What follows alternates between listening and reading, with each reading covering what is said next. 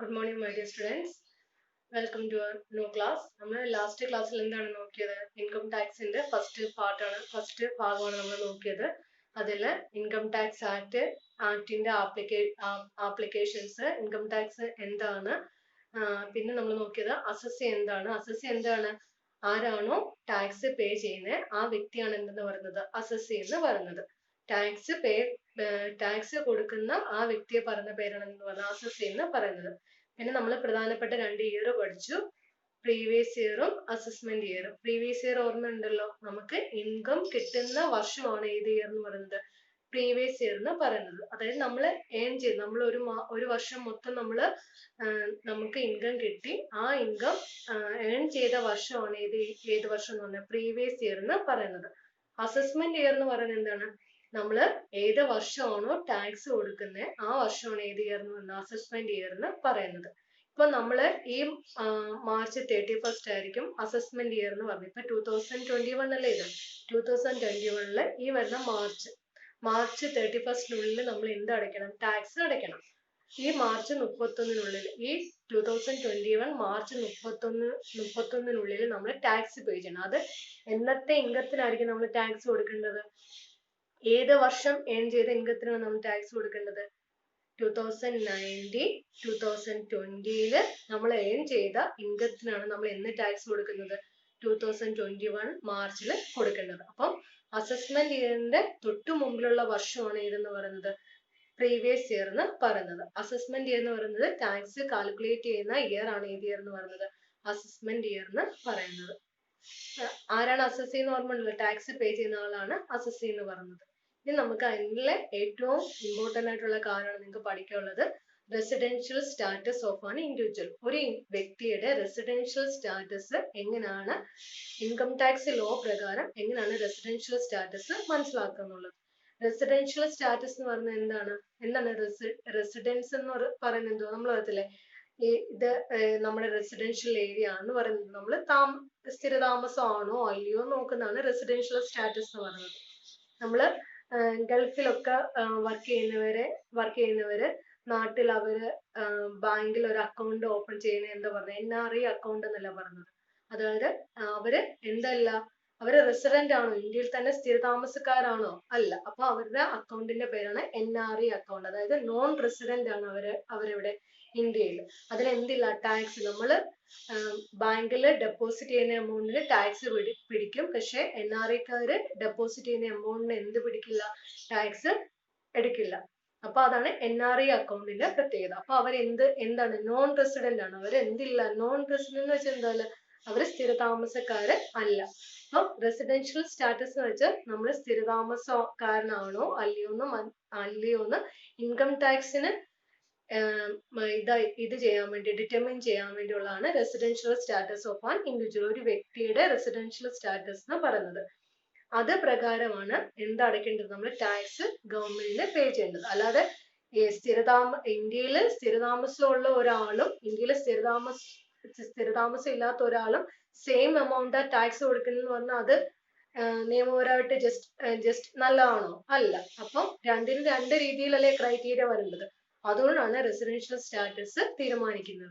Okay, അപ്പം residential status of an individual മനസ്സിലാക്കണമെങ്കിൽ അവിടെ ആദ്യം നമുക്ക് കണ്ടീഷൻസ് നോക്കാം. 2 കണ്ടീഷൻസ് ഉണ്ട്. ആ കണ്ടീഷൻസ് പ്രകാരമാണ് എന്ത് പറഞ്ഞിരിക്കുന്നത്, റെസിഡൻഷ്യൽ സ്റ്റാറ്റസ് പറയുന്നത്. എന്താണ് ഈ റെസിഡൻഷ്യൽ സ്റ്റാറ്റസ് പ്രകാരം 3 ആയിട്ട് തിരിച്ചിട്ടുണ്ട്. ഒന്ന് റെസിഡന്റ് എന്ന് പറയുന്നത് നിങ്ങൾക്കറിയാം, നമ്മളെല്ലാം റെസിഡൻസ് ആണ് എന്ന് വെച്ചാൽ സ്ഥിരതാമസക്കാരാണ് നമ്മൾ ഇന്ത്യയിൽ. അപ്പം റെസിഡന്റ് ഉണ്ട്, നോട്ട് ഓർഡിനറി റെസിഡന്റ് ഉണ്ട്, നോൺ റെസിഡന്റ് ഉണ്ട്. നോട്ട് ഓർഡിനറി എന്ന് പറയുന്നത് എന്തായിരിക്കും, അവര് ഇപ്പം കുറെ നാള് ഗൾഫിലായിരിക്കും, കുറെ നാള് നാട്ടിലായിരിക്കും. അങ്ങനെയുള്ളവരാണ് എന്താ പറയുക, നോട്ട് ഓർഡിനറി റെസിഡന്റ് എന്ന് പറയുന്നത്. നോൺ റെസിഡന്റ് എന്ന് പറയുന്നത് എന്തായിരിക്കും, അവര് എപ്പോഴും വേറെ കൺട്രീസിലായിരിക്കും, എന്തെങ്കിലും ഒരു പെർട്ടിക്കുലർ ഫോറിൻ വിസിറ്റ് അങ്ങനെയുള്ള. ഇപ്പൊ അവർക്ക് എപ്പോഴും അവർ വെളിയിലായിരിക്കും, ഇന്ത്യയിലാണോ അല്ല, എപ്പോഴും അവർ ഇന്ത്യക്ക് വെളിയിലായിരിക്കും. എന്തെങ്കിലും ഒരു സ്പെഷ്യൽ പർപ്പസിന് വേണ്ടി ആയിരിക്കും അവര് ഇന്ത്യയിൽ എത്തുന്നത്. ഇപ്പം ടൂറിസം പ്രൊമോട്ട് ചെയ്യാൻ വേണ്ടി, അല്ലെങ്കിൽ ടൂറിസ്റ്റ് ഏരിയ വിസിറ്റ് ചെയ്യാൻ വേണ്ടി, എങ്കിൽ സ്പെഷ്യൽ പർപ്പസിന് വേണ്ടിയാണ് അവർ അവിടെ എത്തുന്നതെങ്കിൽ അവരാണ് എന്തെന്ന് പറഞ്ഞത്, നോൺ റെസിഡന്റ് എന്ന് പറയുന്നത്. അവരെ കൊണ്ട് നമുക്ക് ടാക്സ് അടപ്പിക്കാൻ പറ്റുമോ, ഇല്ല. അപ്പം 3 രീതിയിലുണ്ട്, റെസിഡന്റ് ഉണ്ട്, നോട്ട് ഓർഡിനറി റെസിഡന്റ് ഉണ്ട്, നോൺ റെസിഡന്റ് ഉണ്ട്. ആദ്യം നമുക്ക് ആ ബേസിക് കണ്ടീഷൻസ് നോക്കാം, എന്നിട്ട് നിങ്ങൾക്ക് അത് മനസ്സിലാവുള്ളൂ. ഓക്കെ, നോക്കിയേ നിങ്ങൾ റെസിഡൻഷ്യൽ സ്റ്റാറ്റസ് എങ്ങനെയാണ് ഒരു അസസ്സിയുടെ റെസിഡൻഷ്യൽ സ്റ്റാറ്റസ് മനസ്സിലാക്കുന്നത്. എങ്ങനെയാണെന്ന് നോക്കിയേ. The scope of total income of an assessee is determined with reference to her residential status in the previous year. എന്താ നോക്കിയേ, the scope of total income എന്ന് വെച്ചാൽ എന്താണ്, നമ്മുടെ ടോട്ടൽ ഇൻകം, ടോട്ടൽ എന്ന് വെച്ചാൽ നമുക്ക് ഒരു വർഷം കിട്ടിയ വരുമാനത്തിന്റെ മൊത്തമാണെന്ന് പറയുന്നത് ടോട്ടൽ ഇൻകം എന്ന് പറയുന്നത്. ഒരു അസസ്സിയുടെ ടോട്ടൽ ഇൻകം ഡിറ്റർമിൻ ചെയ്യണമെങ്കിൽ മനസ്സിലാക്കുന്നത് ഏത് വഴിയാണ്, അവരുടെ റെസിഡൻഷ്യൽ സ്റ്റാറ്റസ് പ്രകാരമാണ് ഒരു അസസ്സിയുടെ ടോട്ടൽ ഇൻകം ഡിറ്റർമിൻ ചെയ്യുന്നത്. അത് എന്ന് ഏൺ ചെയ്തതാണ്, അസസ്മെന്റ് ഇയറിലാണോ ഏൺ ചെയ്തതല്ല, പ്രീവിയസ് ഇയറിൽ ഏൺ ചെയ്ത ടോട്ടൽ ഇൻകത്തിന്റെ ബേസിലാണ് എന്ത് തീരുമാനിക്കപ്പെടുന്നത്, റെസിഡൻഷ്യൽ സ്റ്റാറ്റസ് തീരുമാനിക്കപ്പെടുന്നത്. ടോട്ടൽ ഇൻകം വെച്ച് നമുക്കിപ്പോ ഒരു വർഷം നമുക്കൊരു 1,20,000 രൂപ വരുമാനം കിട്ടിയെന്ന് വെച്ചു. ആ 1,20,000 എന്ന് ഏൺ ചെയ്തായിരിക്കണം, പ്രീവിയസ് ഇയറിൽ ഏൺ ചെയ്തായിരിക്കണം. ആ ടോട്ടൽ ഇൻകത്തിന്റെ ബേസിലാണ് എന്ത് കണക്കാക്കപ്പെടുന്നത്, റെസിഡൻഷ്യൽ സ്റ്റാറ്റസ് കണക്കാക്കപ്പെടുന്നത്. ഓക്കെ, റെസിഡൻഷ്യൽ സ്റ്റാറ്റസ്, ഒരു വ്യക്തിയുടെ റെസിഡൻഷ്യൽ സ്റ്റാറ്റസ് ഡിറ്റർമൈൻ ചെയ്യുന്നത് 2 കണ്ടീഷൻസിന്റെ ബേസിലായിരിക്കും. അത് എന്തൊക്കെ പറയാം, they are called basic conditions and additional conditions. ആ കണ്ടീഷൻസിനെയാണ് എന്തൊക്കെ പറയുന്നത്, ബേസിക് കണ്ടീഷൻസ് എന്നും പറയും. എക്സ്ട്രാ വരുന്ന കണ്ടീഷൻസ് ആണ് അതിനെ അഡീഷണൽ കണ്ടീഷൻസ് എന്നും പറയുന്നുണ്ട്. അപ്പൊ 2 കണ്ടീഷൻസ് ഉണ്ട്, ബേസിക് കണ്ടീഷൻസ് ഉണ്ട്, അഡീഷണൽ കണ്ടീഷൻസ് ഉണ്ട്. ഇനി ഏതെല്ലാം ആവാം ബേസിക് കണ്ടീഷൻസ്, ഏതെല്ലാം ആവാം അഡീഷണൽ കണ്ടീഷൻസ് എന്ന് നോക്കാം. ബേസിക് കണ്ടീഷൻ സെക്ഷൻ 6 സബ്സെക്ഷൻ 1 പ്രകാരമുള്ളതാണ് എഴുതുന്നത് ബേസിക് കണ്ടീഷൻ എന്ന് പറയുന്നത്. അതായത് the assessee in India for A period or periods amounting in all 182 days or more during the previous year.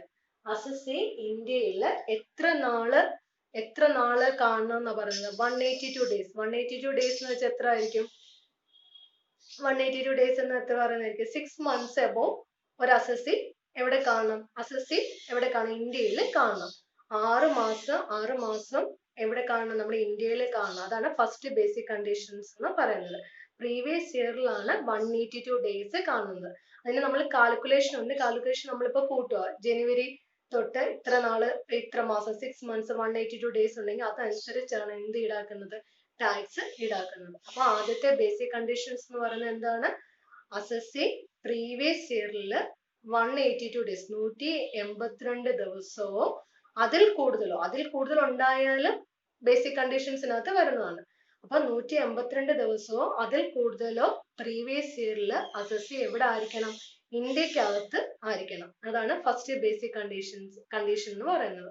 Second basic condition നോക്കിയേ നിങ്ങൾ, assessee has been in India for A period or periods amounting in all 365 days. 365 days എന്ന് വെച്ചാൽ 1 year or more during 4 years immediately preceding the previous year and has been in India for a period of 60 days or more during the previous year. അതായത് എന്താ ഒരു പറഞ്ഞത്, ആദ്യത്തെ basic conditions മനസ്സിലായല്ലോ, 182 days or more. Second basic condition എന്ന് പറഞ്ഞാൽ assessee എത്ര നാള്, 365 days. 365 days നമുക്കറിയാം 1 year, ഒരു വർഷമോ അല്ലെങ്കിൽ അവരൊരു കാര്യം പറഞ്ഞു ഓർ മോർ ഡ്യൂറിങ് 4 years, ഒന്നെങ്കിൽ 365 ദിവസം ഒരു വർഷം, അല്ലെങ്കിൽ എന്താ പറഞ്ഞത് മോർ ഡ്യൂറിങ് 4 years, അതായത് 4 വർഷം. 4 വർഷം എന്ന് പറഞ്ഞാൽ എന്തായിരിക്കും, immediately preceding the previous year, അതായത് പ്രീവിയസ് ഇയറിന് തൊട്ടു മുമ്പിലുള്ളത്. അതായത് ഇപ്പൊ 2019-2020 ആണ് പ്രീവിയസ് ഇയർ എങ്കിൽ അതിന് തൊട്ടു മുമ്പുള്ള 4 വർഷം. മനസ്സിലായി നിങ്ങൾക്ക്?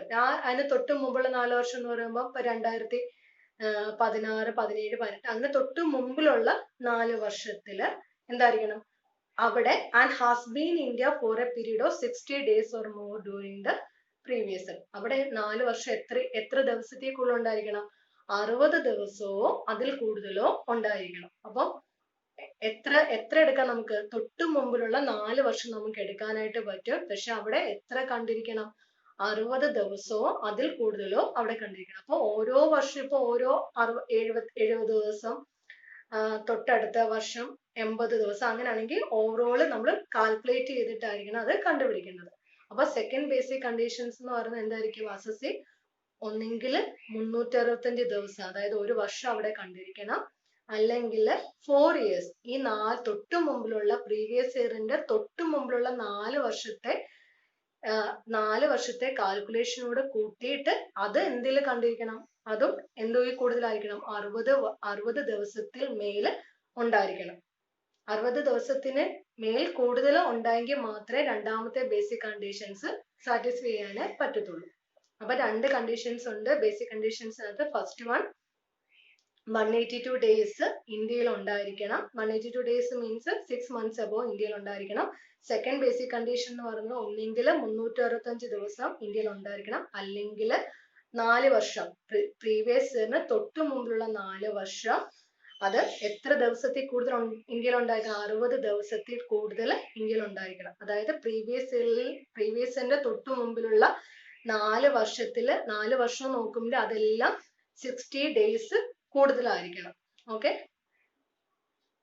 ഇനി ചില എക്സെപ്ഷൻസ് ഉണ്ട്. ഈ 60 ഡേയ്സ് പറഞ്ഞില്ല, 60 ദിവസം എന്ന് പറയുന്നില്ല. ഇപ്പൊ രണ്ടാമത്തെ ബേസിക് കണ്ടീഷൻസിനകത്ത് 60 ദിവസം എന്ന് പറയുന്നുണ്ട്. അത് ചില കേസിൽ മാത്രം 182 ഡേയ്സ് ആയിട്ട് എക്സ്റ്റെൻഡ് ചെയ്യാനായിട്ട് പറ്റും. രണ്ടാമത്തെ കേസിൽ മാത്രം 60 ദിവസം എന്ന് പറയുന്നത് 182 ഡേയ്സ് ആയിട്ട് എക്സ്റ്റെൻഡ് ചെയ്യാനായിട്ട് പറ്റും. 2 മാസം എന്ന് പറയുന്നത് എത്ര ആക്കാൻ പറ്റും? 6 മാസമായിട്ട് എക്സ്റ്റെൻഡ് ചെയ്ത് കൊടുക്കുന്നുണ്ട്. അത് എന്തിന്റെ കേസിൽ മാത്രമാണ് നോക്കിയത്? സ്പെഷ്യൽ കേസ് ആണ്. ഫസ്റ്റ് എന്ന് പറയുന്നത് ഒരു ഇൻഡിവിജ്വല് ഇന്ത്യൻ സിറ്റിസൺ ആണ്, ഇന്ത്യൻ സിറ്റിസൺഷിപ്പ് ഉള്ള ഒരു നമ്മുടെ ഒറിജിൻ, ഒരു ഇന്ത്യൻ സിറ്റിസൺഷിപ്പ് ഉള്ള ഒറിജിൻ, അയാള് എന്ത് ചെയ്തു? Who leaves India in previous year, previous ഇയറിൽ അയാള് ഇന്ത്യയിൽ നിന്ന് പോയി. As A member of the crew of the Indian ship, അയാൾ ആരായിരുന്നു? ഇന്ത്യൻ ഷിപ്പിലെ ക്രൂ മെമ്പർ ആയിരുന്നു. ഇന്ത്യൻ ഷിപ്പ് നമുക്കറിയാം, ഇന്ത്യൻ ഷിപ്പിൽ ട്രാവൽ ചെയ്യുന്നവർക്ക് എക്സെപ്ഷൻ കൊടുക്കാനുള്ള കാര്യം എന്താ?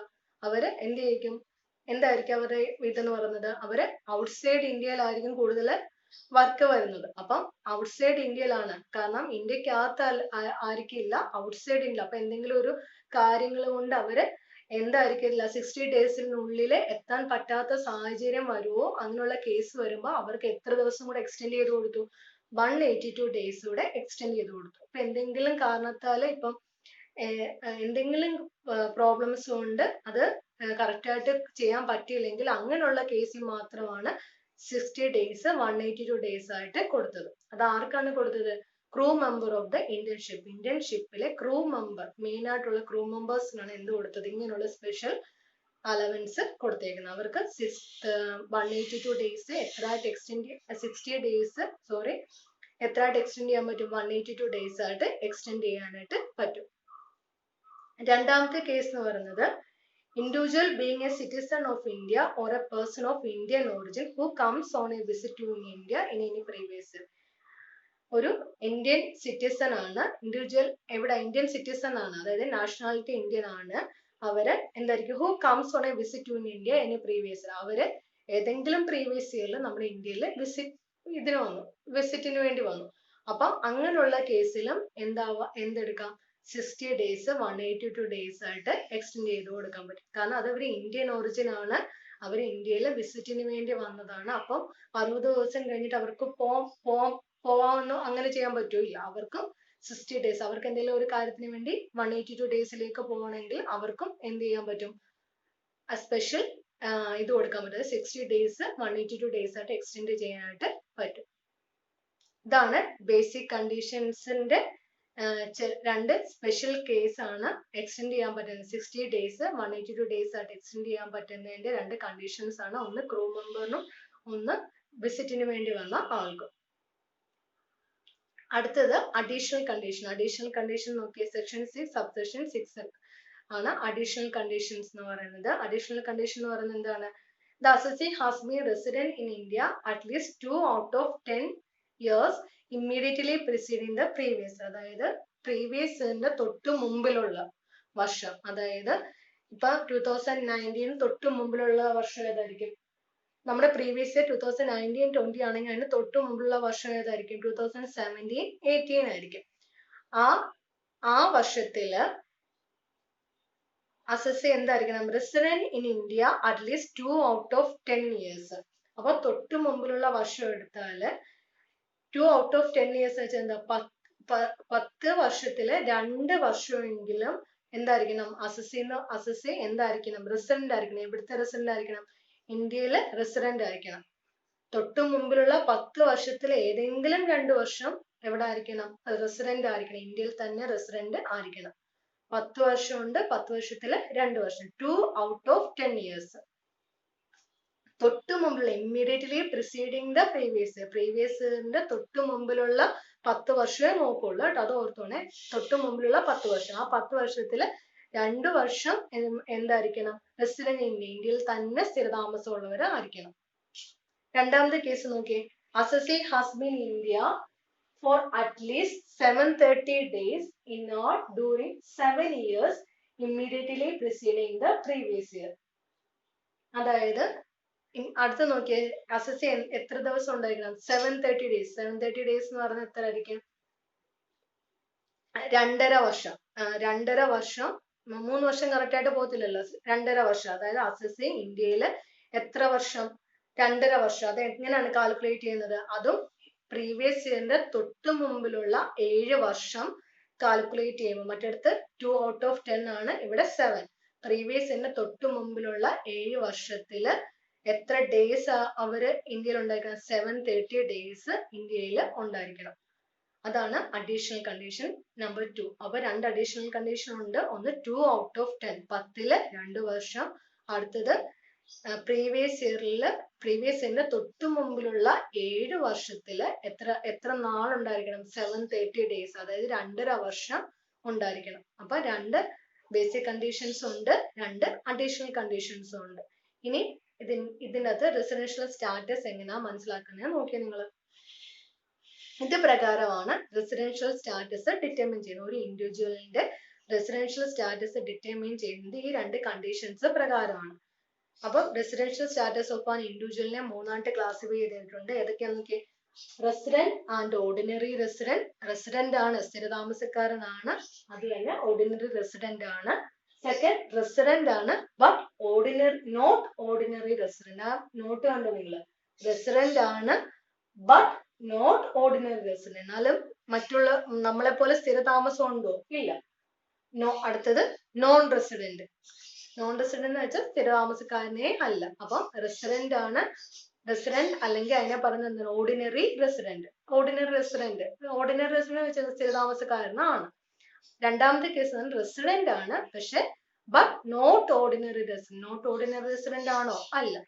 മൂന്നാമത്തെ കേസ് എന്ന് പറയുന്നത് നോൺ റെസിഡന്റ് ആണ്, സ്ഥിരതാമസക്കാരനെ അല്ല, നോൺ റെസിഡന്റ്. അത് നിങ്ങൾ ഗൾഫിലുള്ളവരുടെ കാര്യം അല്ലെങ്കിൽ എബ്രോഡ് അവരുടെ കാര്യമൊക്കെ ആലോചിച്ചാൽ മതി. അതാണ് നോൺ റെസിഡന്റ്. ടൂറിസ്റ്റ് വിസിറ്റിന് വേണ്ടി നമ്മുടെ രാജ്യത്ത് വരുന്നവരൊക്കെ നോൺ റെസിഡന്റ് ആണ്. ഇനി ആദ്യത്തെ ഫസ്റ്റ് കേസ് നോക്കിയേ. റെസിഡന്റ് ആണ്, റെസിഡന്റും ആണ്, റെസിഡന്റ് ആൻഡ് ഓർഡിനറി റെസിഡന്റ്. എന്താണ് റെസിഡന്റ് ആൻഡ് ഓർഡിനറി റെസിഡന്റ് എന്ന് പറയുന്നത്? എന്താണ്?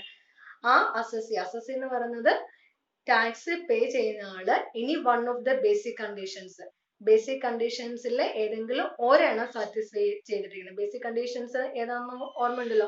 182 ഡേയ്സ്. അതിലെ ഏതെങ്കിലും ഒരു ബേസിക് കണ്ടീഷൻസ് സാറ്റിസ്ഫൈ ചെയ്യുകയും 2 അഡീഷണൽ കണ്ടീഷൻസ് സാറ്റിസ്ഫൈ ചെയ്യുകയും വേണം. അതായത് ബേസിക് കണ്ടീഷൻസ് 2 സാറ്റിസ്ഫൈ ചെയ്യേണ്ട അതിൽ ഏതെങ്കിലും ഒരെണ്ണോ 2 അഡീഷണൽ കണ്ടീഷൻ എന്ന് പറഞ്ഞാൽ നിങ്ങൾക്ക് അറിയാം. അതിൻ്റെ എല്ലാം എന്താണ്? 2.5 വർഷവും മറ്റേത് 730 ഡേയ്സോ. അപ്പം 2 അഡീഷണൽ കണ്ടീഷൻസും സാറ്റിസ്ഫൈ ചെയ്യാൻ വേണം. ബേസിക് കണ്ടീഷൻസിൽ ഒന്നും സാറ്റിസ്ഫൈ ചെയ്ത അവരെ പറഞ്ഞ പേരാണ് resident and ordinary resident. Basic conditions ഒന്ന് സാറ്റിസ്ഫൈ ചെയ്തു, അഡീഷണൽ കണ്ടീഷൻസ് 2ഉം സാറ്റിസ്ഫൈ ചെയ്യുമ്പോഴാണ് റെസിഡന്റ് ആൻഡ് ഓർഡിനറി റെസിഡന്റ് എന്ന് പറയുന്നത്. ഓക്കെ, അടുത്ത നോക്കിയേ. Resident but not ordinary resident. Resident ആണ് പക്ഷെ എന്തല്ല? നോട്ട് ഓർഡിനറി അല്ല. മറ്റേത് ഓർഡിനറി റെസിഡന്റ് ആണ്, ഇത് നോട്ട് ഓർഡിനറി റെസിഡന്റ് ആണ്. എന്തുവാണ് പറയുന്നത്? Assessee satisfy any one of the basic condition. Assessee എന്ത് സാറ്റിസ്ഫൈ ചെയ്തു? ബേസിക് കണ്ടീഷൻസിൽ ഏതെങ്കിലും ഒരെണ്ണം സാറ്റിസ്ഫൈ ചെയ്തു.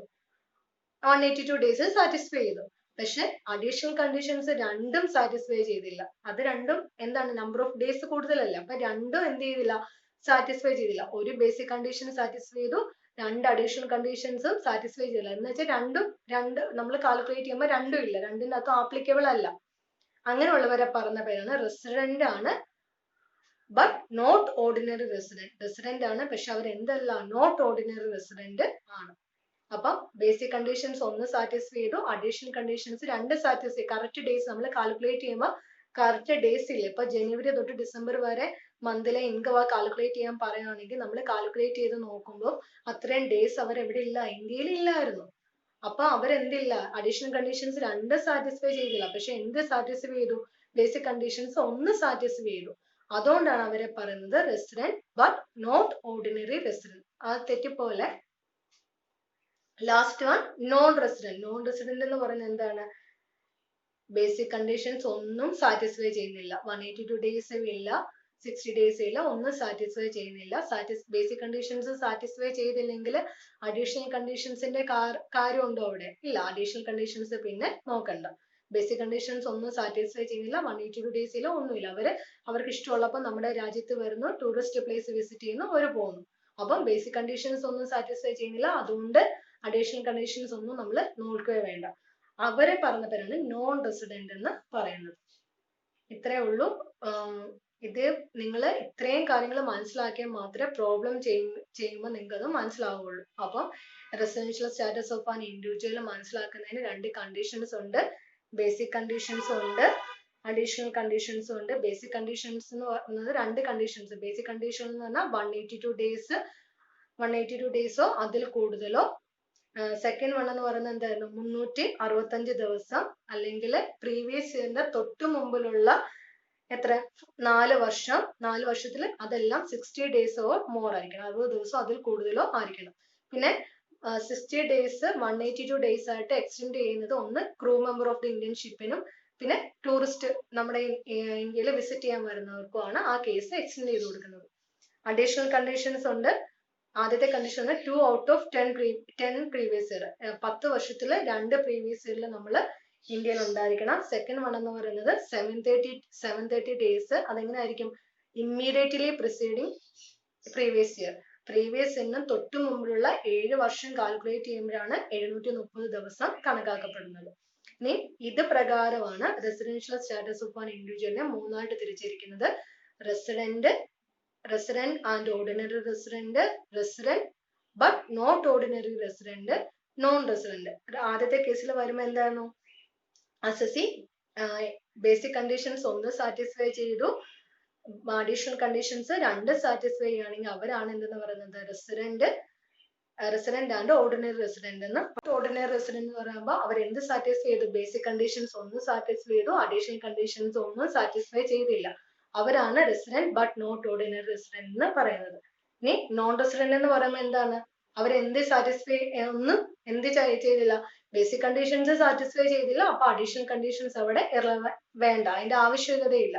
അതാണ് നോൺ റെസിഡന്റ് എന്ന് പറയുന്നത്. ഇത്രയും കാര്യങ്ങൾ നിങ്ങൾ നന്നായിട്ട് വീട്ടിൽ ഇരുന്ന് മനസ്സിലാക്കി പഠിക്കണം, എങ്കിൽ മാത്രമേ ബാക്കിയുള്ള പ്രോബ്ലംസ് ചെയ്യുമ്പോൾ മനസ്സിലാവുള്ളൂ.